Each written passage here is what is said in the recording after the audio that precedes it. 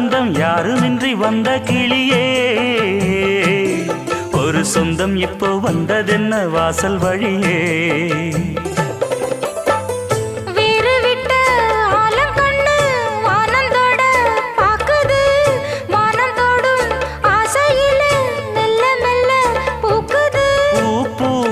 பூக்க வச்ச